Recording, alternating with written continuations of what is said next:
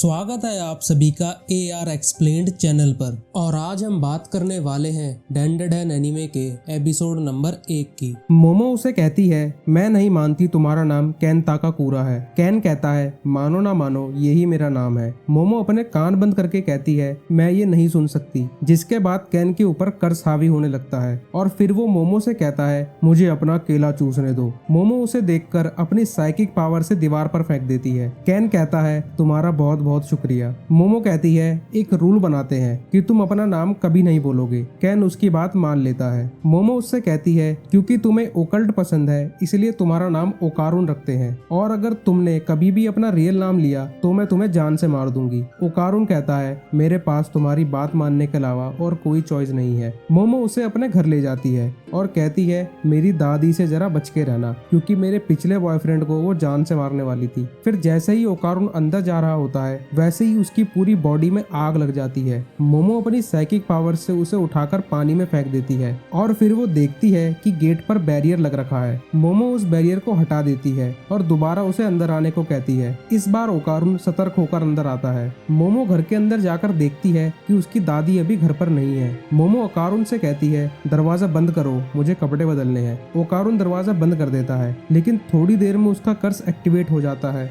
मोमो उसे दीवार पर चिपका देती है और कपड़े बदलने के बाद उसे भी कपड़े पहनने को देती है। मोमो उससे पूछती है, तुम्हारा केला तो गायब हो गया होगा ना? ओकारुन कहता है, तुम कहना क्या चाहती हो? मोमो उससे कहती है, मुझे अपना केला दिखाओ, क्योंकि दादी अम्मा तो कह रही थी तुम्हारा केला उनके पास है। ओकारुन अपना केला देखकर बोलता है, ये तो गायब हो चुका है। मोमो कहती है, मुझे भी दिखाओ, मुझे भी दिखाओ। ओकारुन कहता है, क्या तुम पागल हो? मुझे ये बताओ कि हम क्या करें। मोमो कहती है, मुझे क्या पता, मेरी वजह से तुम्हारा केला थोड़ी गायब हुआ है। ओकारुन कहता है, तुम ही ने मुझे चैलेंज किया था। मोमो कहती है, पहले तुमने मुझसे बहस शुरू करी थी। ओकारुन कहता है, मैंने ये इसीलिए करा क्योंकि मुझे एक दोस्त चाहिए था, लेकिन मेरी वजह से आप भी इस मुसीबत में पड़ गई। जब ये सब खत्म हो जाएगा तो आप दोबारा से मुझे इग्नोर कर सकती हैं। मोमो कहती है, तुम्हारी यही दिक्कत है, तुम अपने दिमाग में खुद ही ख्याली पुलाव बनाते हो और उसी को सच मानकर बैठ जाते हो। तुम्हारे दोस्त इसीलिए नहीं है क्योंकि तुम खुद उन्हें दूर कर देते हो। तभी डोरबेल बजती है। ओकारुन कहता है, लगता है तुम्हारी दादी आ गई। मोमो कहती है,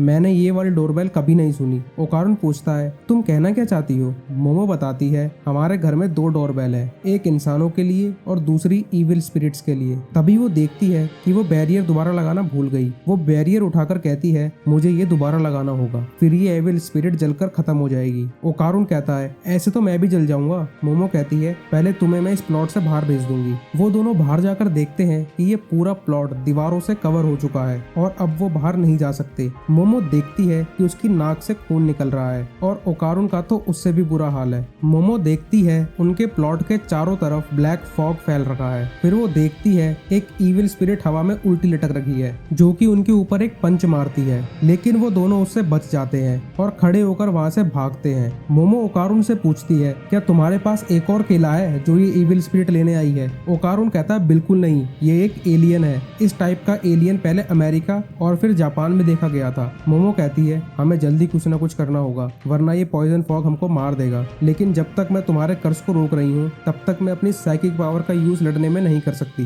तभी ओकारुन का कर्ज एक्टिवेट होने लगता है और वो दोनों भागकर एक कमरे में जाते हैं जहाँ मोमो उसके कर्ज को रोकती है। ओकारुन कहता है, मैं इस एलियन से लड़ूंगा, बस आप मेरे कर्ज को रिलीज करके मुझे होश में रखना। मोमो कहती है, मुझे नहीं पता ये कैसे करते हैं। ओकारुन कहता है, एक बार ट्राई तो करो। मोमो कोशिश करती है ओकारुन के कर्ज को रिलीज करके उसे होश में रखने की, लेकिन तभी वो एलियन उनके ऊपर अटैक कर देता है। लेकिन तब तक मोमो अपना काम कर देती है और ओकारुन में दादी अम्मा की पावर्स आ जाती हैं, जिसके बाद ओकारुन एलियन से लड़ने चला जाता है। वो एलियन उसको दोनों हाथों से मच्छर की तरह मसलने वाला होता है, लेकिन वो देखता है कि उसके हाथ की 5 उंगली कट चुकी हैं। ओकारुन कहता है, मेरी बॉडी अपने आप रिफ्लेक्सेस पर मूव कर रही है, लेकिन तभी ओकारुन के मुंह से खून निकलने लगता है। जैसे ही एलियन उसके ऊपर अटैक करने वाला होता है तभी मोमो अपनी साइकिक पावर से उसे अपनी तरफ खींच लेती है। ओकारुन उसे बताता है, मेरी बॉडी दादी अम्मा की पावर्स को नहीं झेल पा रही। मोमो एलियन को देखकर कहती है, अगर ये एक सुमो रेसलर है तो हम इसके हाथ जमीन पर टच कराकर इसे हरा सकते हैं। ओकारुन कहता है, आप तो एक जीनियस हैं, एक काम करो, मुझे दोबारा से दादी अम्मा की पावर्स दो। मोमो कहती है, इस बार तुम उसके पैर पर हमला करना, बाकी मैं अपनी साइकिक पावर से देख लूंगी।